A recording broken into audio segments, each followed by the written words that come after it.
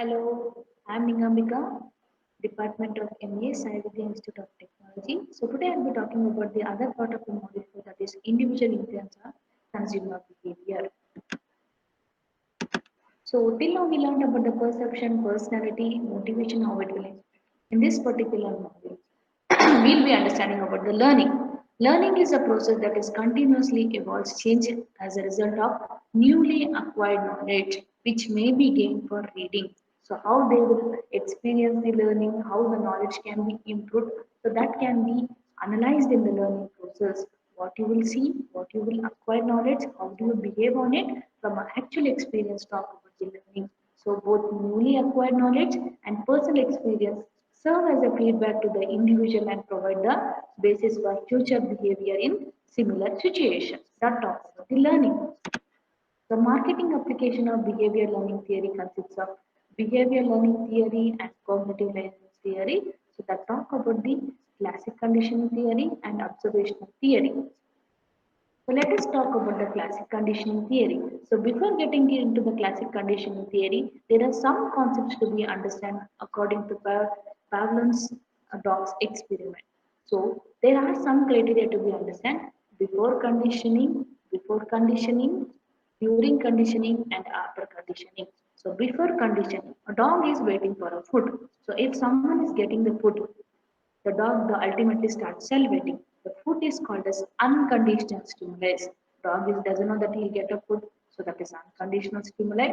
The response for that unconditional stimulus is unconditional response. It is not known that he will get a food, but the moment he got, he is reacting to it. So unconditional stimulus, unconditional response. Talk about the before conditions. Coming to the at the time of conditioning, the bell rings. The bell is called as neutral stimulus. He is trying to create that if I bell the things, will the dog will understand that is no conditioned response. The dog will not salivate. But when the combination of bell and food he start getting it, the salivation will start. That is unconditional response will be created during conditioning. When he completes this experiment for a longer time of period, so the dog will get an idea. The moment the bell is ringing, he will think that okay, the food is coming. Then the dog will start salivating. So the bell which is creating now it is conditional stimuli, but the salivation is called as conditional response. Just summarize the picture. Food is called as unconditional stimuli. Reaction to the food is called as unconditioned response. Whereas bell is called as neutral stimulus, where he is not reacting to the bell is called as no conditioned response. Bell and food together, the dog is reacting it is unconditioned response because he doesn't know for what he is doing it. Where he has continued the experiment for longer duration time, that is called as conditioned bell. That talk about the conditioned response. So this is all about the classical conditioning. So let us understand one after the other. What does it mean?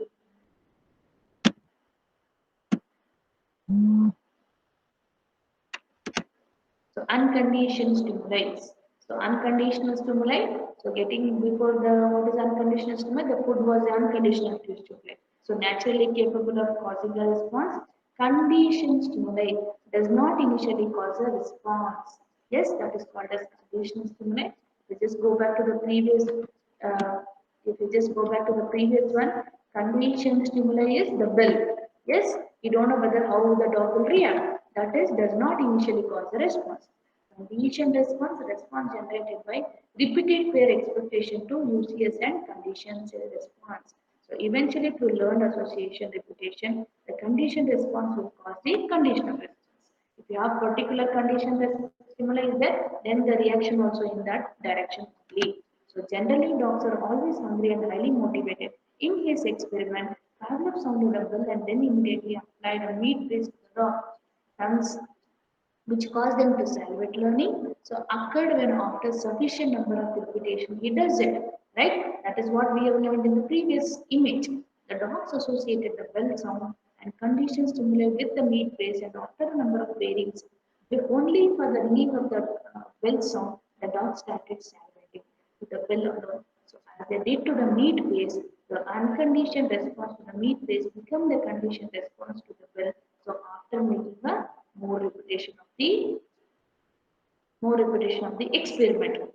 So this is called about the conditioning. So coming to the neo-pavlovian condition. So what is the neo-pavlovian condition here? It says about the consumer can be viewed as an information seeker who use logical and perceptual relations among events along with his or her own perception. So they try to create some kind of an event in the terms of in the mindset of the consumer in order to perceive something, to perform sophisticated representation world. So optimal conditioning comes in Neo-pavlovian. It says that the creation of a stronger association between the conditioned stimuli and the unconditioned stimulus is known as Neo-pavlovian model. The gap between the R, the creation of an association between CS and US is known as Neo-pavlovian model. It requires to know conditioned stimuli should perceive the unconditional stimuli and repeated pairings leads to conditional stimuli to the unconditional stimuli. So conditional stimuli and unconditional stimuli that logically belongs together. Conditional stimuli that is novel and unfamiliar.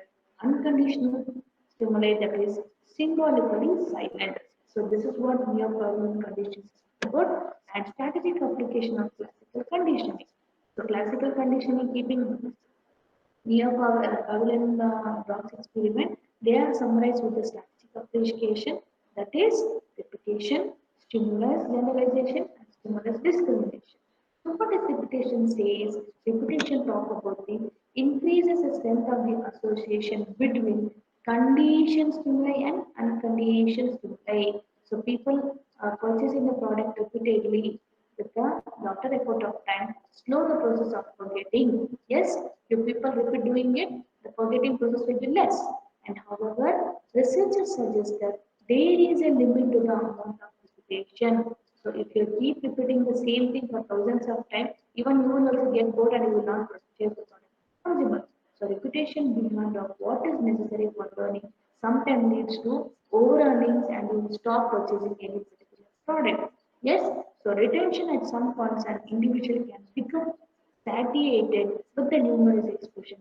Both attention and retention will decline. So this effect is known as advertising whereof can be moderated by varying the advertising message. So if you see the same ads for a longer duration of time, you will also get bored. That's the reason the marketer tried to make some moderate variation in the advertising, not the whole advertising, at least changing the model, let the concept be the same, changing the model or changing the cosmetics or the color background. So create the reputation, but the minor changes might stay in the consumer mindset for longer duration of time. That is repetition. And the next one is stimulus generalization. So according to classical conditioning theories, learning depends not only on repetition but also on the ability of the individual generalization, like the brand of a particular product, quality of a particular product. If you are not capable of similar generalizing that, make the same response to slightly different stimuli, not much learning would take place. So stimuli generalization explains why some initiative need to be taken. Products succeed in the marketplace, consumer confuse them with the original product they have been seen advertising. Yes, so you can see there are so many duplicate products comes. It looks similar to the same product but not actually in stage. So that might create a similar generalization to a consumer. He should be clear about it. Which type of brand you want to go for, which type of price you want to put it. That talk about the stimulus generalization. Next one is stimulus discrimination. So discrimination talk about the image or a position of the product, the positioning of the product in the market, how it is making different from other product. Yes, so generalization results in the selection of a specific stimuli from among the similar stimuli. So how it is becoming very different from others. Yes, so positioning in our own communicating society. The key to stimulus discrimination is effective position and a major competitive advantage. So this creates a mindset of the consumer that he is gonna change the product or he will try to purchase the product. Positioning is more important. So the image or a position that a product services force on the mind of the consumer is critical to success. So once you create a mindset in the consumer that this product is good, he will purchase the product for longer duration of time. Once he feels that it is not good, Positioning his mind is also more important. If he is not satisfied, he will never buy the product. Right? That is what we talked in the previous class. A person who is always preferred with the product, he'll tell to three people. He is not satisfied, he'll tell to 11 people. Again, it is becoming a problem to the organization. Whatever product he is produced, it should be satisfied. Otherwise, he should be eligible. He should be eligible enough to take the risk or make some arrangements in order to control the feedback of the consumer by giving any good benefit to them. So it wants the consumer to differentiate its product from among competitive products on the shelf. That talk about the stimulus discrimination. Thank you students. Thanks for watching my video.